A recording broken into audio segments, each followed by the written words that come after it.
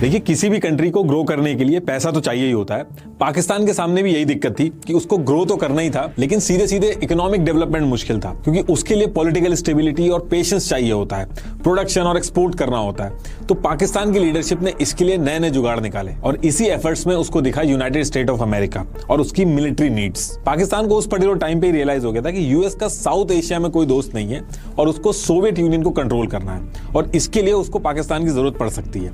तो इसमें उसको एक मौका दिखा। पाकिस्तान ने अपने आप को यूएस का फ्रेंड दिखाया और इसके बदले में उसको मिली फॉरेन एड। लेकिन क्वेश्चन है कि ये फॉरेन एड दी क्यों गई? देखिए, आज की डेट में आप देखते होंगे कि इंडिया के अंदर बहुत सारे यूएस के कॉल सेंटर्स हैं। यूएस के एम्प्लॉयर्स वहां के एम्प्लॉयज को छोड़ के इंडिया से बंदे हायर करते हैं। ऐसा इसलिए क्योंकि एक यूएस सिटीजन की सैलरी काफी ज्यादा होती है, उसकी जितनी भी लायबिलिटी होती है वो यूएस के एम्प्लॉयर की होती है। इंश्योरेंस, पेंशन जैसे तरह तरह के बेनिफिट्स देने पड़ते हैं। कोई एक्सीडेंट भी हुआ तो सारी रिस्पॉन्सिबिलिटी उस यूएस के एम्प्लॉयर की बनती है।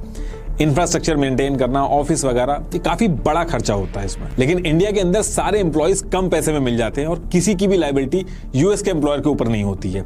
सेम कॉन्सेप्ट यूएस अपनी मिलिट्री में भी यूज करता है। देखिए, यूएस यूजुअली दो तरीके से वॉर लड़ता है। अगर उसे लगता है कि स्टेक्स बहुत ज्यादा हाई हैं तो वो वॉर में खुद कूद जाता है, जैसे उसने वियतनाम में किया या फिर इराक में किया। लेकिन जब उसको लगता है कि सीधा कूदने में फायदा नहीं है तो वो शैडो वॉर लड़ता है। इसमें वो दुश्मन के दुश्मन को दोस्त बना के काम करता है। मान लीजिए, अपने इंटरेस्ट को पूरा करने के लिए यूएस अगर अपनी खुद की आर्मी भेजने लगेगा तो पहली चीज तो अपने सिटीजन को खतरे में डालेगा और अगर उसको कुछ हो गया तो उसका पूरा खर्चा उसको देखना होगा।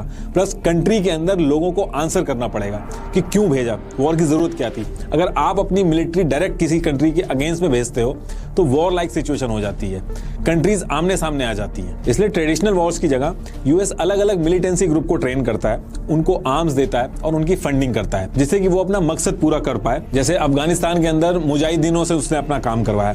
कई ऐसे मिलिटेंसी ग्रुप होते हैं, मुजाहिदीन होते हैं, जो पैसे लेके भी लड़ाई करते हैं। अभी जो रशिया यूक्रेन वॉर चल रही है उसमें भी आप अगर सर्च करोगे तो रशिया ने सीरियन फाइटर्स को पैसा देके रिक्रूट किया है, जिन्हें मर्सिनरीज भी बोलते हैं। ये पैसा लेके यूक्रेन के खिलाफ लड़ रहे हैं और इस मॉडल में रिस्क एकदम कम होता है। आपको भारी भारी सैलरीज नहीं देनी होती है, आपको बस वेपन्स और ट्रेनिंग प्रोवाइड करानी होती है। और इस पूरे गेम में पाकिस्तान पूरे एरिया का एक ट्रेनिंग सेंटर बन गया है और इस ट्रेनिंग सेंटर को बनाया पाकिस्तान मिलिट्री ने।